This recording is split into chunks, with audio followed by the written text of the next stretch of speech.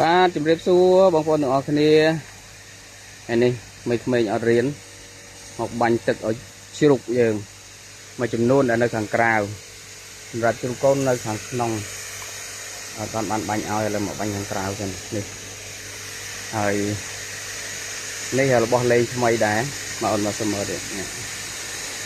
នេះលើកនេះប្រើភ្លើងវិញយើងប្រើ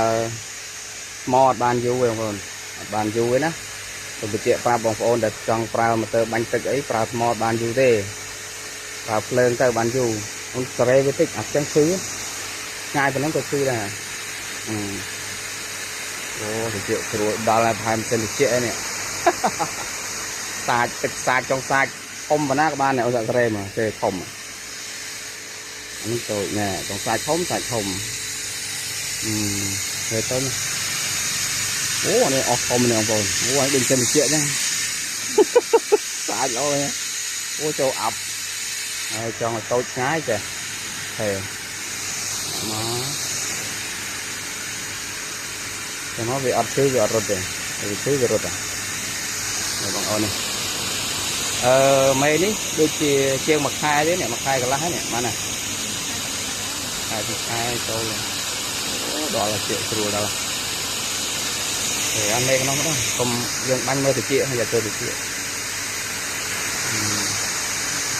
ហើយសម្រាប់កូនប្រភេទពួកកូនព្រៃនោះយើងម្ចាស់អស់ហើយព្រៃហើយកូននេះប្រហែលជាខ្ញុំអត់បានលក់ដូរទេដោយសារប្រហែលខ្ញុំដូរគ្នាជាមួយបងសម្លាញ់នៅខាងស្មោះគោលដូរពូជគ្នានេះសាដីអូនសាដីបាញ់ទៅណាបាញ់ចឹងមើលតិចហ្នឹងយកទៅតិចនេះមេមកខាងនេះប្រហែល4មេព្រៃ3កដុល1អស់ខាងនោះកដុលដែរដល់2តែខាងនោះកដុលវាកាត់ព្រៃមើលរោមវាស្អាតជាព្រៃ